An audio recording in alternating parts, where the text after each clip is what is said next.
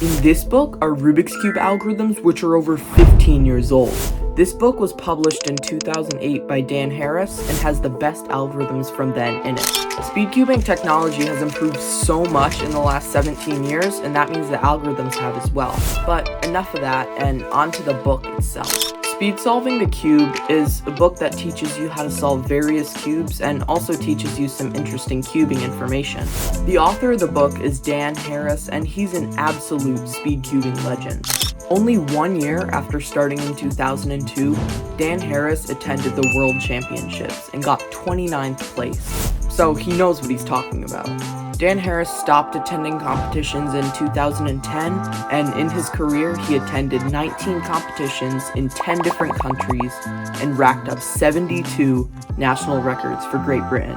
But looking inside of the table of contents, you can see that this book covers 3x3, 2x2, 4x4, and even 5x5. In this video, I'll mostly be looking at the 3x3 algorithms, possibly the 4x4 parity algorithm, and maybe even how they solved a 2x2 17 years ago.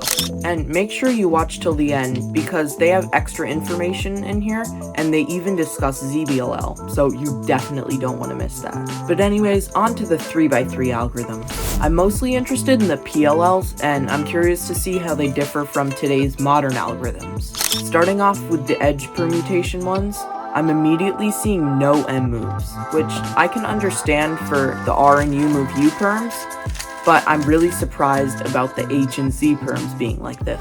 It even looks like the H perm is just the standard, but with wide R moves. This is probably because the hardware wasn't the best back then, and M moves were probably the hardest to do. I will quickly learn both of these algorithms and then compare the times to what I normally get on my algorithm.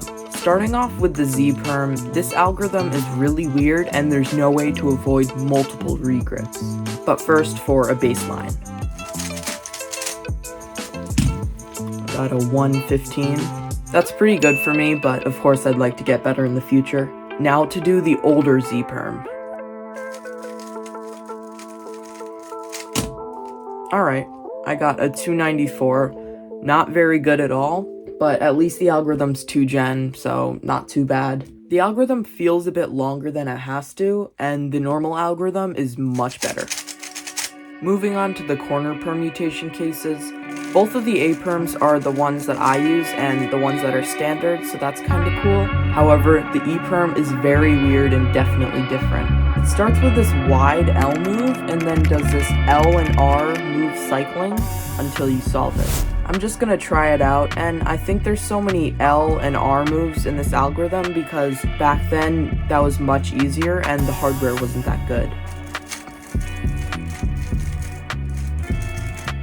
Oh my gosh, it's so bad. I don't even think that I can memorize this algorithm, so I'll just show a side-by-side comparison of the modern one and the old one. This old E perm is so bad and I just can't anymore with it. The RB perm algorithm is the same, but the RA perm algorithm has a wide move and even a B move, so not that good. And next up is the 2J perms. The JB algorithm is the same, of course, because that's like the fastest algorithm out there. And looking at the JA, it ends with an X2 rotation.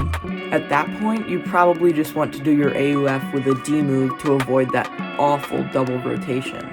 This algorithm does look pretty similar to the standard JA perm, but I think it's flipped, so it solves onto the bottom. To do the algorithm, you start with an F2, and then do some wide move stuff, and then you end with an R2 to reveal the solved last layer on the bottom and your cross color on top. The two N perms are really R and L move heavy, and they also have lots of unexpected turns. There are also lots of unmarked AUFs, so that's kinda weird. I'm not even gonna go over the G perms, but they all have wide U moves and rotations, so that pretty much sums it up. The F perm algorithm is definitely different, and it has a B move in the end, which is followed by a rotation. The algorithm is nowhere as good as the modern one, but it's not too bad. There are some parts I don't like about this algorithm, but I feel confident enough to do a speed comparison. As normal, the modern F-perm feels fine, but it's just a little long, and the older one doesn't feel awful either. My only issue is the 2 rotations. The T-perm is normal, of course, but after that is the V-perm, and it is not looking good. The first 4 moves are the same as mine, but after the rotations, everything changes. And lastly is the Y-perm, which is the same as the standard, except instead of a sledgehammer, you do this move, because I'm assuming sledgehammers were harder on cubes from 17 years ago. Now that we have all of that out of the way, make sure to keep watching till the end because of the facts. Also, I'd really appreciate it if you could like and subscribe, or at least check out some of the other videos on my channel. I have some really great videos and more coming out soon. But anyways, back to the video. Just looking through the 4x4 section, it looks like Dan Harris is teaching Redux, which is pretty standard even today. But what I'm really interested in is the parity algorithms. None of the algorithms listed here are the standard for today, but I'm curious to see what they're all about. The first algorithm here seems to be mirrored, which can lead to some unnecessary regrips and it being a little more awkward. The PLL parity algorithm is the same, but something interesting to point out is how the notation is different. Instead of putting a Y to U move together, it's split up into 2 separate moves. Finally, we'll be looking at the 2x2 section and seeing what method was taught in this time. Starting from the beginning, it looks like the beginner's method is taught, and for the first layer, you solve piece by piece with these 3 specific algorithms. You know what? I'm just gonna scramble my cube up to follow along with this. Alright, so I'll be starting with this piece in the bottom and do my first one. There we go. This piece goes in here. And finally, this with an R, U, R prime. The first layer is complete and it was relatively simple, it just took a long time.